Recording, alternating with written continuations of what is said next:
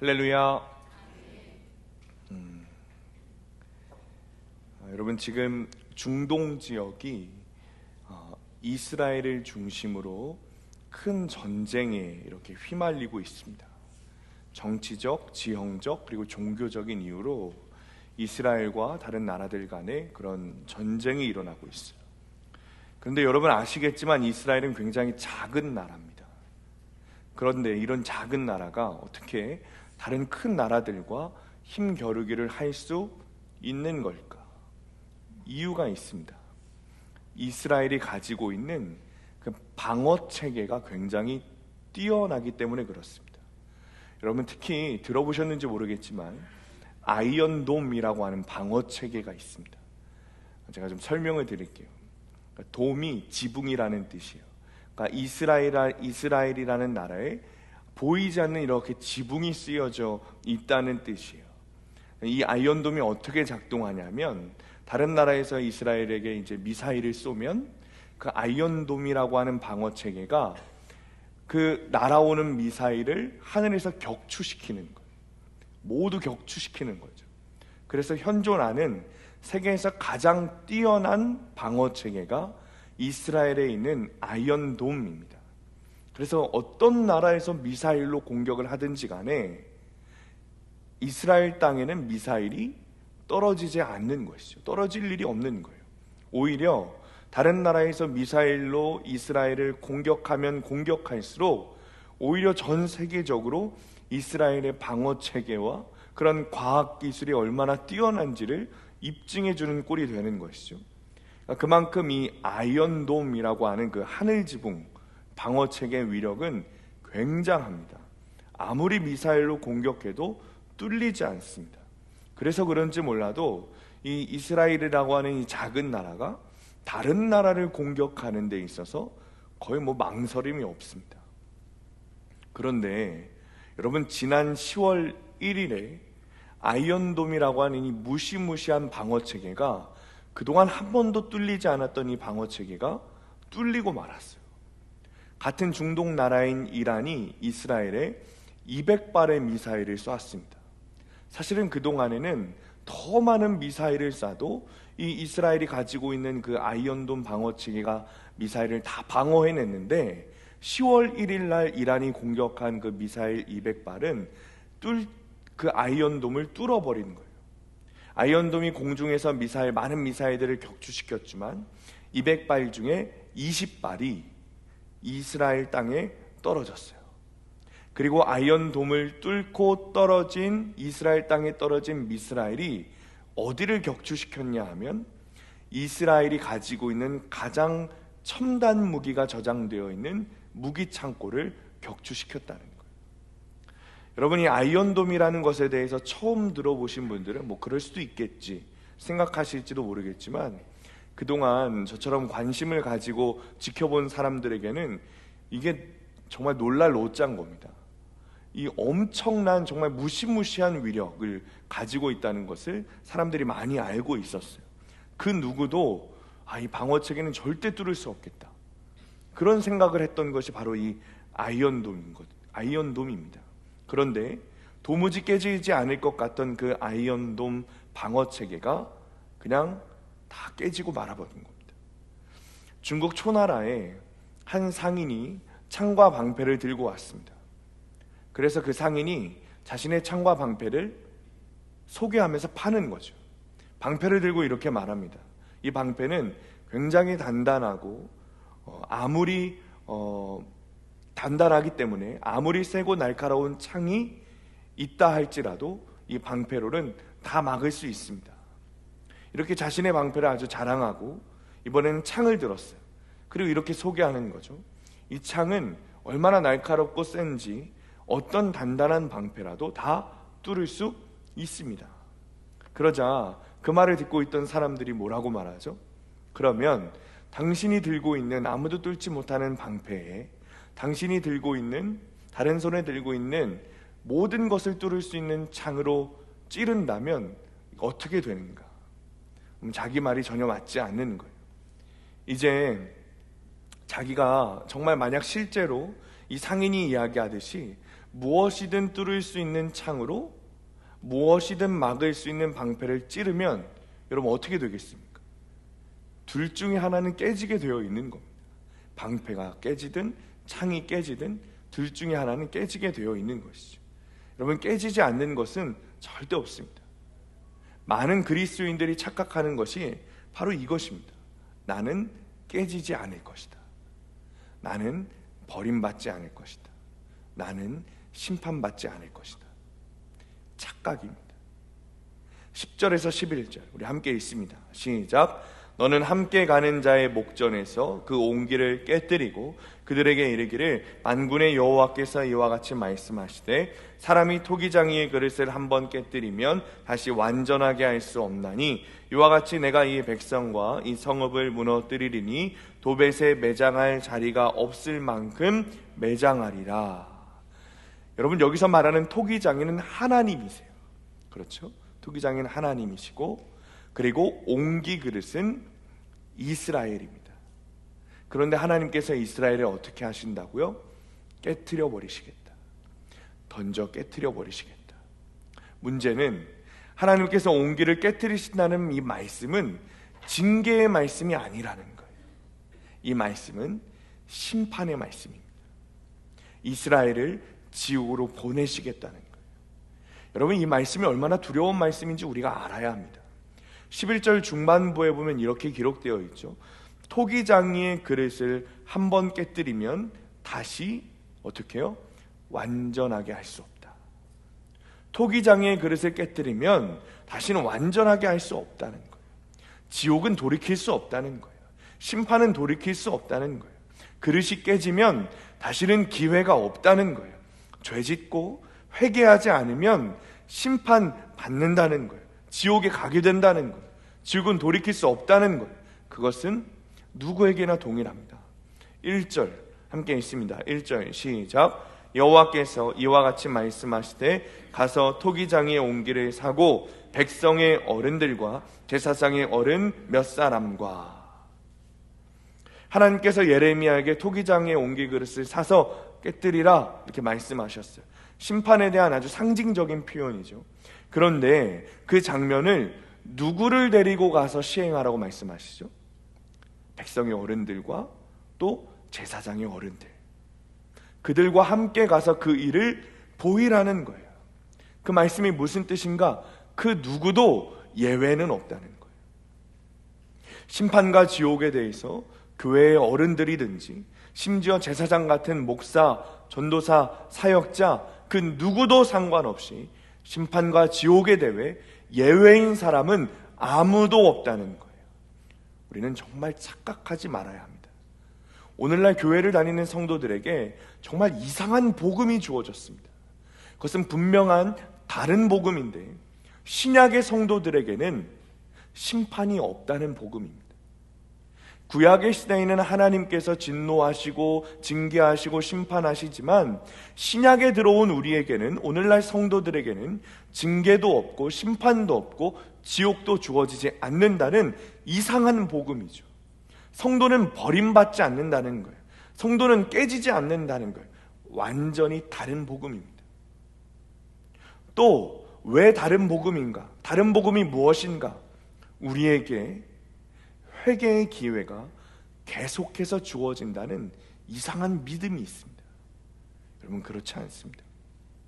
우리에게 회개의 기회가 계속해서 주어지는 것이 아닙니다. 로마서 1장 28절 말씀 보면 바울 사도가 이렇게 말합니다. 우리 함께 읽습니다. 시작. 또한 그들이 마음에 하나님 두기를 싫어하며 하나님께서 그들을 그 상실한 마음대로 내버려 두사 합당하지 못한 일을 하게 하셨으니. 여러분, 죄의 본질이 여기 나와 있어요. 죄의 본질은 내 마음에 하나님 두기를 싫어하는 거예요. 그것이 죄의 본질이죠. 그런데 그들이 계속해서 마음에 하나님 두기를 싫어하니 그들을 하나님께서 어떻게 하신다고요? 그 상실한 마음대로, 하나님을 잃어버린 마음 그대로 내버려 두신다는 거예요. 다시 말하면 그들에게 회개할 기회를 주시지 않는다는 거예요. 그들에게 회개의 기회가 끝났다는 거예요. 그것이 심판이고 그것이 지옥입니다. 요한복음 3장 18절 말씀 보면 그들이 예수 그리스도를 믿지 않음으로 벌써 심판을 받았느니라. 그들이 예수 그리스도를 믿을 수 있는 기회를 박탈당하고 벌써 이미 심판을 받았다는 거예요. 회개의 기회가 없다는 거예요.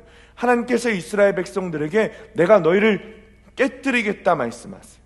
그리고 그 깨뜨린 그릇을 완전하게 할 수 없다고 말씀하시죠. 여러분, 그것은 분명한 진리의 말씀이에요. 징계와 심판은 여러분 다른 것입니다. 징계는 하나님 우리에게 회개의 기회를 주시는 거예요. 그러나 심판은 기회가 아닙니다. 이미 끝난 거예요. 이미 기회가 없어 돌이킬 수 없는 지옥으로 가게 되는 거예요. 하나님께서 깨트리시면 우리는 돌아갈 수 없습니다. 돌이킬 수 없습니다. 그 말씀을 예레미야를 통해 이스라엘에게 하나님께서 선포하고 계세요. 이것은 진리의 말씀이에요. 그렇다면 하나님께서 이스라엘에게 왜 이런 두려운 말씀을 선포하고 계신가? 도대체 왜 하나님께서 당신이 사랑하시는 그 선택한 민족에게 왜 이렇게 두려운 말씀을 선포하고 계신가? 첫 번째는 이스라엘이 그만큼 도무지도 회개하지 않는 거예요. 하나님께서는 지금 이스라엘에게 계속해서 징계의 말씀을 선포하고 계세요. 회개하라. 너에게 징계가 주어질 거야. 회개하라. 그렇지 않으면 너에게 상상할 수 없는 징벌과 징계가 주어질 거야. 주님 말씀하시는데도 불구하고 그들이 돌이키지 않습니다. 그러니 하나님께서 결국 뭐라고 말씀하시냐면 너희들이 지금 돌이킬 수 없는 강을 건너고 있어. 심판받아 지옥에 가는, 돌아갈 수 없는 그 지옥을 가는 그곳으로 너가 걷고 있어. 주님 말씀하고 계세요. 두 번째는 이런 말씀을 선포하시는 하나님의 마음을 우리가 헤아려 알아야 합니다. 지금 깨트리시겠다고 말씀하시는 그 옹기 그릇, 여러분 누가 만드신 것입니까? 하나님께서 만드셨어요. 하나님께서 만드신 그 그릇을 깨트리시겠다는 거예요. 나를 만드신 손으로 나를 깨트리시겠다고 말씀하시는 거예요. 여러분, 그런 하나님의 마음이 어떤 마음이실 것 같습니까? 물론 진노하신 하나님의 마음이시겠죠. 던져 깨트리시기 위해 잡은 그 그릇을 보면서 하나님께서는 진노하실 거예요. 그러나 그와 동시에 하나님의 마음은 제발 이 그릇을 던져 깨트리면 완전하게 될 수 없으니 지금이라도 제발 돌아오라는 하나님의 애타는 사랑의 마음인 거예요. 내 자식을 내가 심판하시겠다는 하나님의 마음은 그 누구도 정말 헤아릴 수 없는 통곡할 정말 애타는 하나님의 사랑의 마음인 거예요. 여러분, 깨어지기 전에 회개해야 합니다. 반드시 돌이켜야 합니다. 하나님은 이 그릇을 깨트리시기 전에 돌이킬 수 없는 그 심판을 하시기 전에 우리에게 계속해서 반복해서 회개의 기회를 주십니다. 본문 앞장인 18장 말씀 보면 회개의 기회에 대한 말씀을 계속해서 말씀하고 계셨어요. 18장 4절 말씀 우리 함께 읽습니다. 시작. 진흙으로 만든 그릇이 토기장의 손에서 터짐에 그가 그것으로 자기 의견에 좋은 대로 다른 그릇을 만들더라. 토기장이가 진흙으로 그릇을 만들다가 그것이 제대로 만들어지지 않으면 다시 그 진흙 방직을 뭉개서 그릇을 만드신다는 거예요. 좋은 그릇, 하나님께서 쓰시기에 아름다운 그릇으로 만들 기회를 계속해서 주님께서 주고 계시다는 거예요. 여러분, 하나님의 능력이 없으셔서 실수하셔서 하나님이 그 그릇을 잘못 만드시는 것이 아니죠. 회개하지 않는 우리에게 다시 기회를 주시고 그래서 뭉개시고 다시 그 그릇을 만들어 가시는 거예요. 예레미야 18장 8절 말씀 함께 읽습니다. 시작. 만일 내가 말한 그 민족이 그의 악에서 돌이키면 내가 그에게 내리기로 생각하였던 재앙에 대하여 뜻을 돌이키겠고. 그러니까 하나님께서 우리가 주님께로 돌이키면 우리에게 내리기로 생각하셨던 재앙에 대해서, 징계에 대해서 뜻을 돌이키겠다 말씀하세요. 가인이 아벨을 죽였을 때도 하나님 회개할 기회를 주셨습니다. 아벨을 죽이기 전에도 기회를 주셨고 아벨을 죽이고 난 후에도 기회를 주셨어요. 가인에게 하나님께서 죽였니? 왜 죽였니? 묻지 않으시고 네 아우가 어디에 있느냐? 회개할 기회를 주시는 거예요. 하나님께서 가인에게 기회를 주시는 거예요. 가룟 유다에게도 마찬가지죠. 예수님을 배반하기 직전에 예수님과 제자들이 한 그 최후의 만찬 가운데 하나님께서 철저하게 회개할 기회를 주십니다. 만찬 가운데 바로 옆에 앉은 유다에게 말씀하시죠. 나를 팔 자가 여기 있다. 유다 자신도 혹시 접니까? 물어봐요. 그런데 어떻게 합니까? 나중에 기도를 마치고 돌아오신 예수님께 입을 맞추고 예수님을 은 30에 팔아버리는 거예요. 회개할 기회가 유다에게도 분명히 있었습니다. 그런데 그들은 회개하지 않았어요. 여러분, 40년이라는 세월 동안 예레미야는 유다를 향해서, 이스라엘을 향해서 오직 한 가지 말씀을 선포했습니다. 회개하라 였습니다. 회개하라, 돌아오라.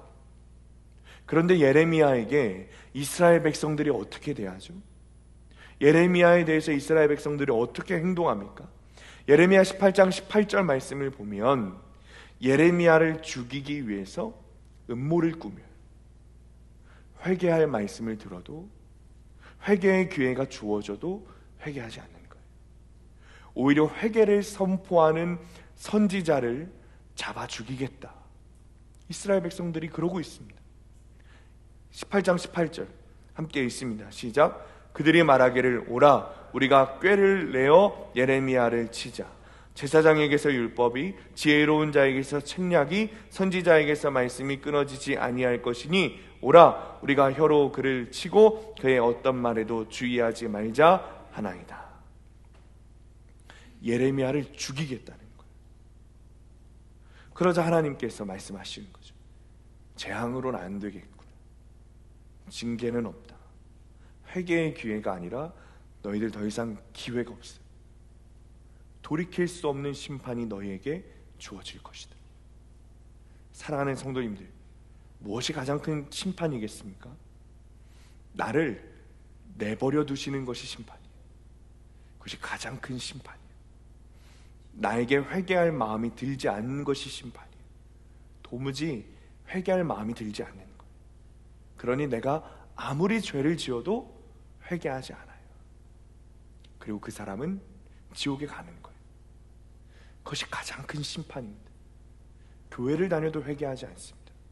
예배를 드려도 회개하지 않습니다. 기도를 하는데 회개 기도가 나오지 않습니다.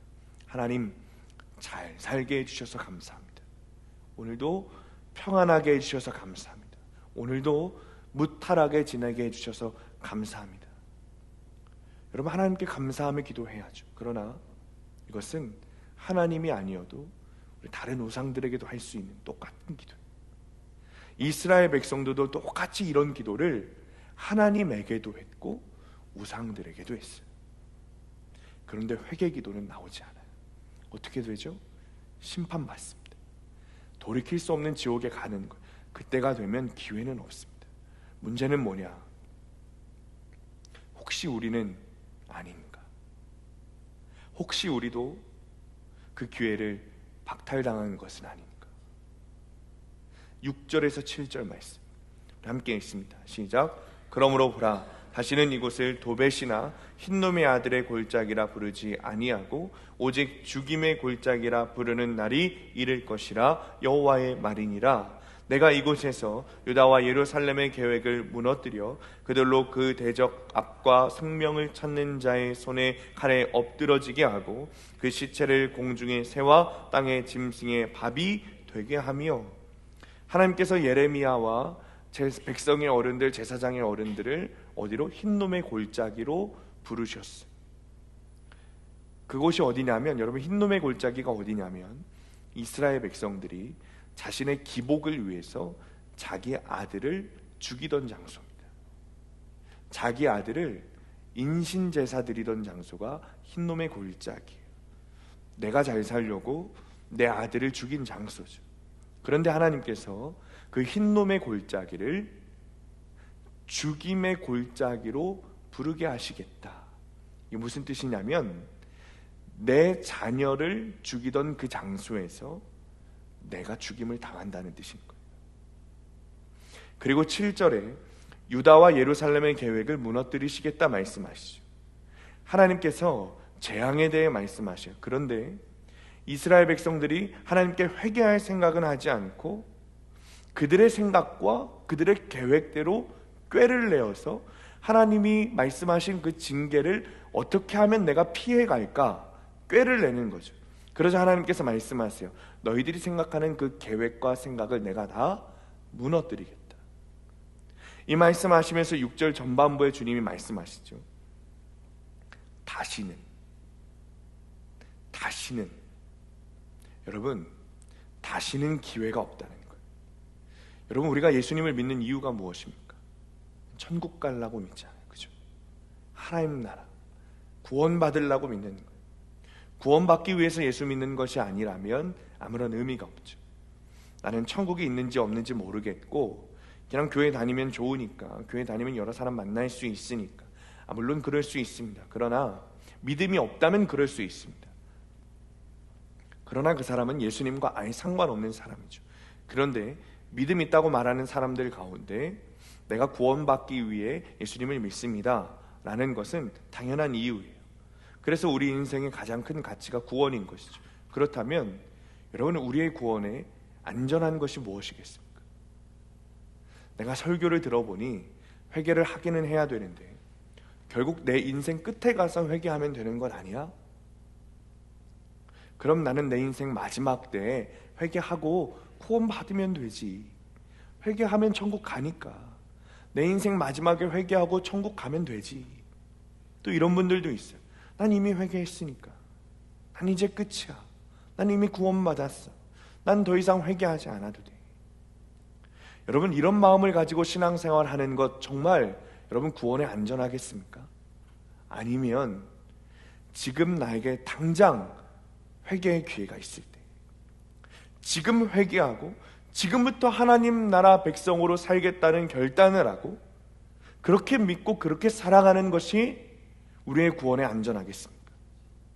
우리가 정말 구원을 위해 예수님을 믿는다면, 정말 천국과 지옥이 있다고 믿고 하나님 나라에 가고 싶다면 다른 사람의 구원도 아니고 나의 구원을 위해서 여러분 안전한 믿음을 가져야 하지 않겠습니까? 내 인생 마지막에 가서 회개하면 된다는 생각을 가진 사람의 회개를 주님이 받으시겠습니까? 그때 가서 예배하면 되겠지 하는 사람의 마음으로 드리는 예배를 주님이 받으시겠습니까? 받지 않으십니다. 뿐만 아니라 여러분, 그때까지 나에게 회개할 기회가 있을 거라는 장담을 내가 어떻게 합니까? 그 기회는 무한하지 않아요.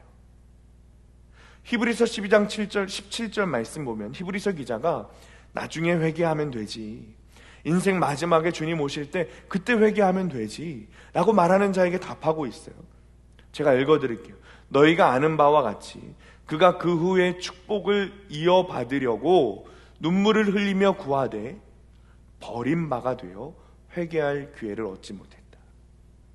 내가 나중에 이 사람이 마지막 때가 된 거예요. 마지막 때가 됐으니 하나님, 내가 축복을 받고 싶습니다, 구원 받고 싶습니다, 하나님 나라 가고 싶습니다, 눈물을 흘리며 구하는 거예요. 근데 뭐라고요? 회개할 기회가 없다는 거예요. 나중에 회개하겠다, 주님이 오시는 그 마지막 날에 회개하겠다라는 그 마음을 가진 것 자체가 이미 나에게는 회개할 기회가 없다는 증거 아니겠습니까? 우리가 죽어서 받는 심판은 지옥이지만 살아서 받는 심판은 회개할 마음이 사라지는 거예요. 회개할 기회가 없는 것이 심판인 거예요. 그 사람은 그냥 그렇게 살다가 지옥 가는 거예요. 사랑하는 성도님들, 회개의 기회가 있을 때 돌이켜야 합니다. 지금 나에게 주님의 말씀이 들릴 때 회개해야 합니다. 나를 만드신 손이 나를 깨트리시기 전에 우리가 돌이켜야 돼요. 지금 나에게 심판을 선포하신 하나님의 애타는 마음, 그 사랑의 마음을 우리가 알아야 합니다. 지옥으로 가는 우리의 모습을 보시고 돌이키게 하시고자 애타는 마음으로 부르시는 주님의 그 사랑의 음성을 듣고 하나님께 돌아가는 여러분들 되시기를 축원합니다. 적용 질문입니다. 내가 교회에 다니는 이유는 무엇입니까? 하나님과의 관계를 어긋나게 하는 나의 악행은 무엇입니까? 깨어진 온기가 되기 전에 돌이켜야 할 악한 마음은 무엇입니까? 이쯤이면 우리에게 이런 마음이 드는 거죠. 나에게는 회개할 기회가 남아있을까? 혹시 나에게도 회개할 기회가 이제 없는 것은 아닌가? 여러분, 그것을 점검할 수 있습니다. 3절 말씀 함께 읽습니다. 시작. 말하기를 너희 유다 왕들과 예루살렘 중이나 여호와의 말씀을 들으라. 만군의 여호와 이스라엘의 하나님이 이같이 말씀하시되 보라, 내가 이곳에 재앙을 내릴 것이라. 그것을 듣는 모든 자의 귀가 떨리니. 여러분, 내가 지금 어떤 상태인가? 나에게 아직 회개할 기회가 주어졌는가? 라는 것을 점검할 수 있는 방법이 바로 이것입니다. 하나님의 말씀 앞에 내 귀와 영이 지금 떨고 있는가? 두려워하고 있는가?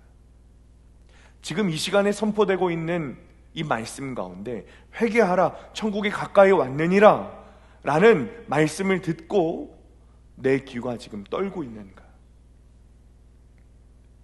내 영이 떨고 있는가? 내 영이 두려워하고 있는가? 아니면 그냥 아무런 생각 없이 졸고 있는 것은 아닌지, 내가 지금 듣고 있는 하나님의 말씀에 떨고 있는지, 이 말씀을 듣고 내 죄가 생각이 나고 하나님 앞에 두려운 마음으로 회개해야 할 것이 믿어지는지, 아니면 아무리 말씀을 들어도 전혀 떨림이 없고 아무런 감정이 없고 내 죄도 전혀 생각나지 않고 전혀 하나님 앞에 두려움이 없는, 그래서 그냥 피피 병든 닭처럼 졸고 있는 그런 상태는 아닌지 우리 마음을 점검해야 된다는 거예요. 어느 책에 한 목사님의 간증을 읽었습니다. 이 목사님이 부흥의 강사로 가시게 된 거예요. 첫날 말씀에 아주 큰 은혜가 있었습니다.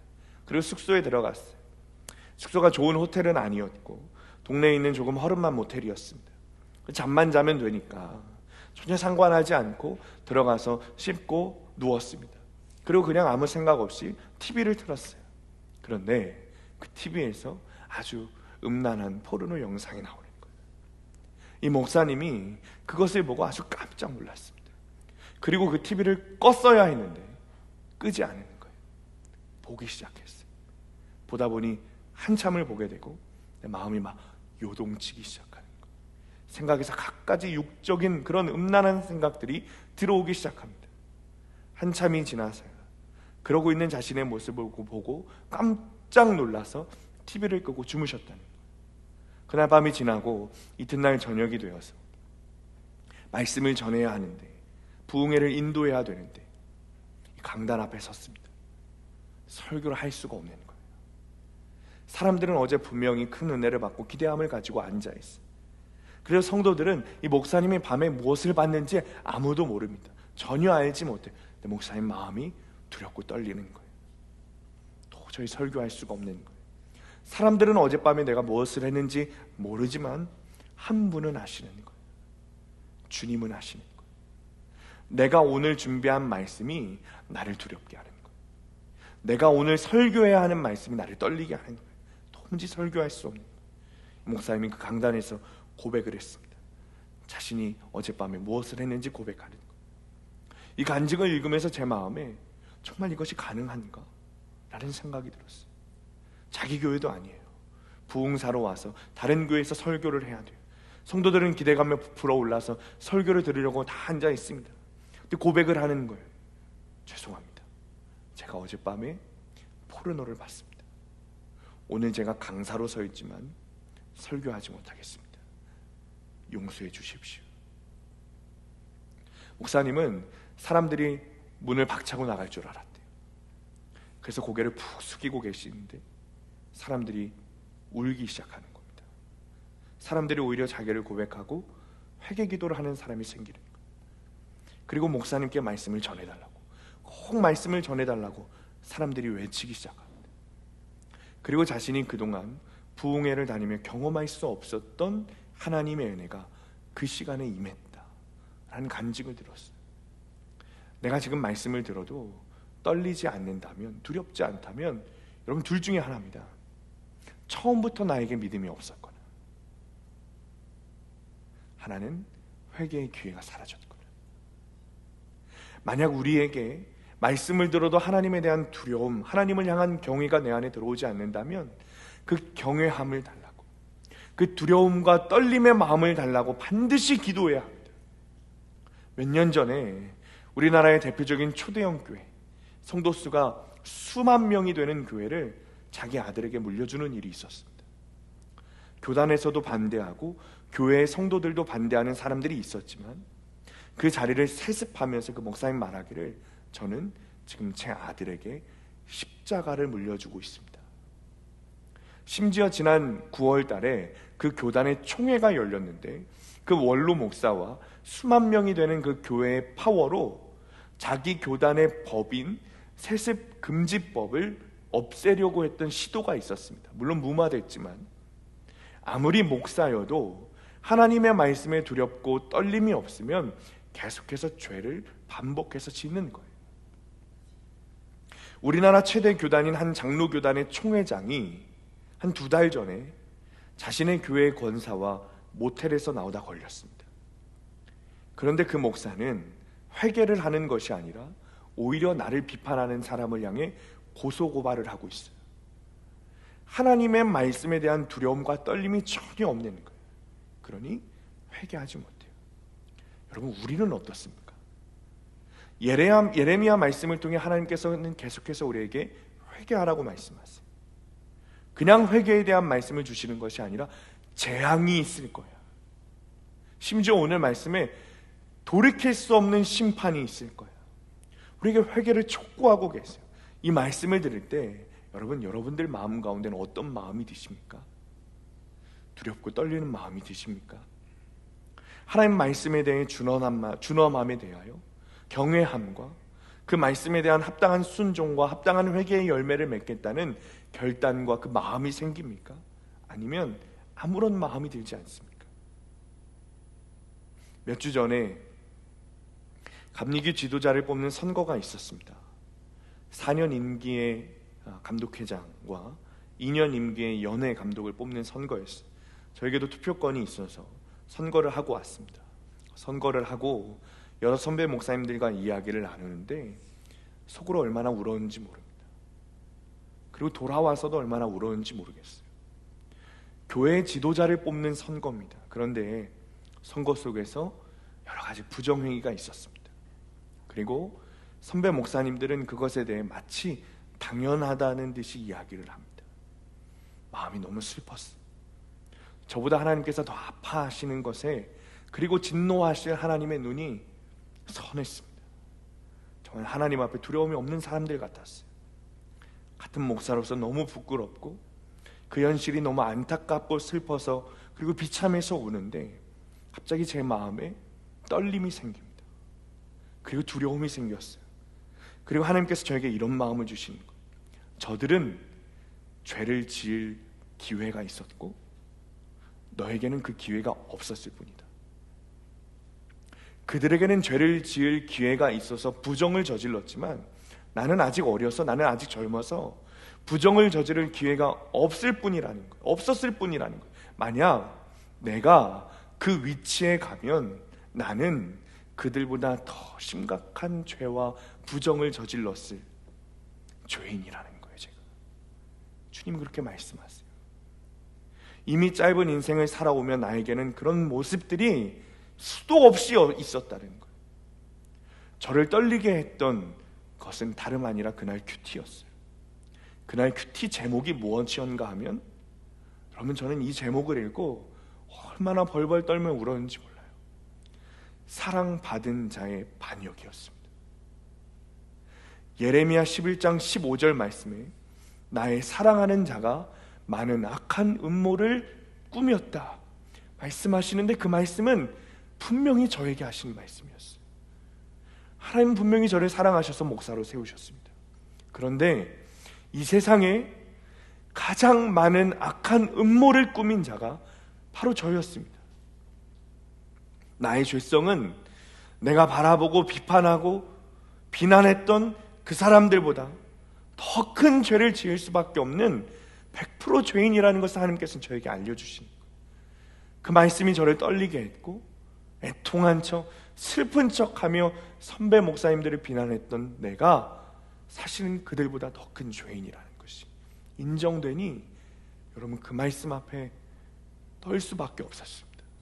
회개할 수밖에 없었습니다. 하나님께서 오늘도 나를 두렵고 떨게 하는 말씀을 주시는 이유는 오늘 나를 죄악에서 돌이키시기 위함입니다. 하나님께 돌아오라는 애통한 하나님의 말씀입니다. 만약 오늘 말씀이 들릴 때 여러분의 귀와 영에 두려운 마음이 없고 떨리는 마음이 없다면 주님께 정말 간절히 기도해야 합니다. 내 귀가 열리고 영이 열려서 하나님의 말씀을 두려워하고 내 죄를 보게 되고 떨며 회개하게 해달라고 기도해야 합니다. 토기장이가 그릇을 깨트리듯이 돌이킬 수 없는 심판이 나에게 오기 전에 하나님의 말씀을 듣고 혹은 나에게 주신 고난을 통해 그 사건을 통해 회개하고 하나님께 돌아가는 것이 여러분 나의 구원을 위한 가장 큰 축복인 줄 믿게 되시기를 축원합니다. 적용 질문입니다. 하나님의 말씀을 들을 때 두렵고 떨리는 마음이 듭니까? 아니면 아무런 느낌이 없습니까? 하나님이 내게 명령하시거나 말씀하시거나 하신 바는 무엇입니까? 말씀을 마칩니다. 여러분 아이들을 키우다 보니 그냥 내 아이들은 마냥 좀 즐겁고 행복하게 자랐으면 좋겠는 그런 부모의 마음이 있습니다.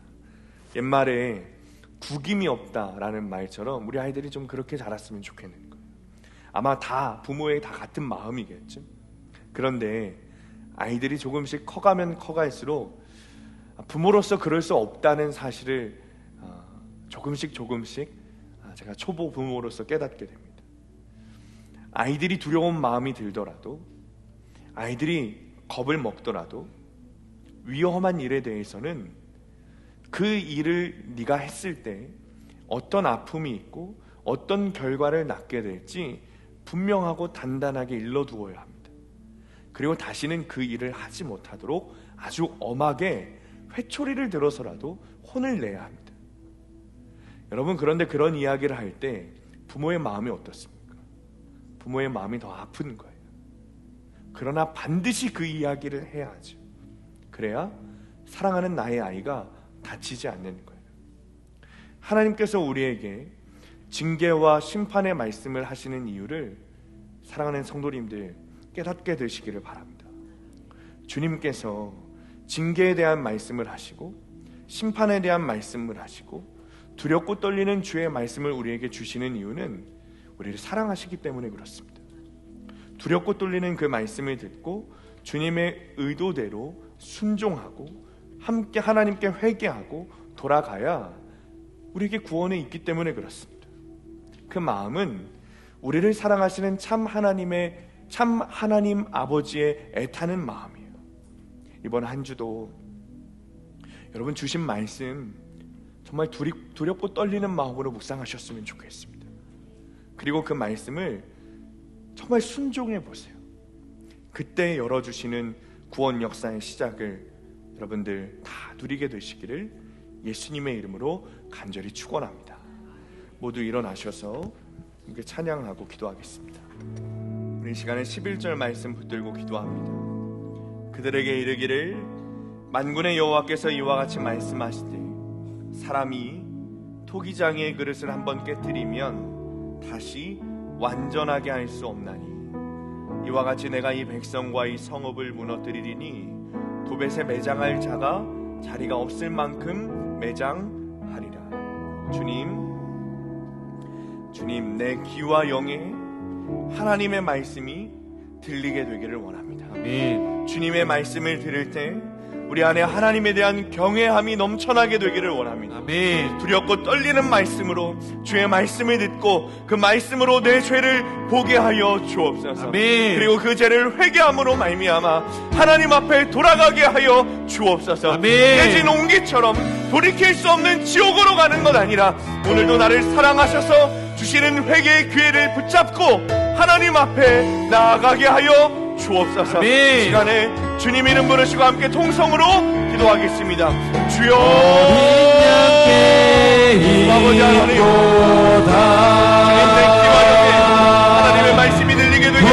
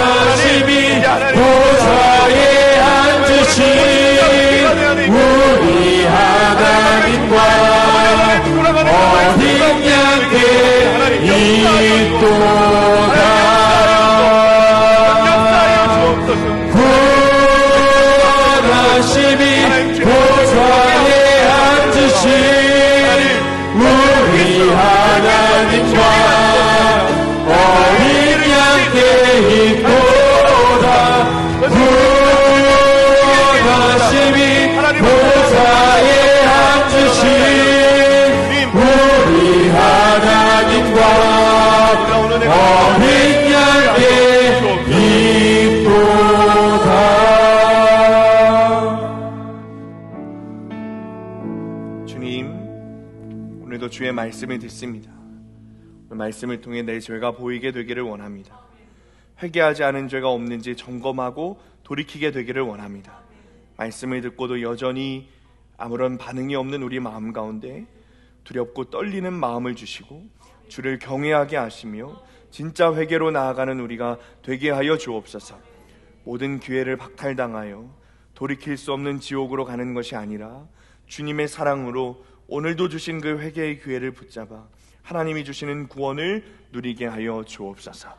이제는 아버지의 선하심을 우리에게 보여주시는 예수 그리스도의 은혜와 우리 하늘아버지가 되시는 하나님의 사랑하심과 아버지의 영으로 우리와 함께 하시는 성령님의 교통하심이 말씀 앞에 두려움과 떨림으로 주님이 주신 회개의 기회를 놓치지 않고 하나님 앞에 돌아가기를 결단하며 나아가는 모든 성도들 머리머리 위에, 이들의 가정과 일터와 학업 위에, 그리고 사랑하는 수함교회 위에 영원토록 함께 하시기를 간절히 축원하옵나이다. 아멘.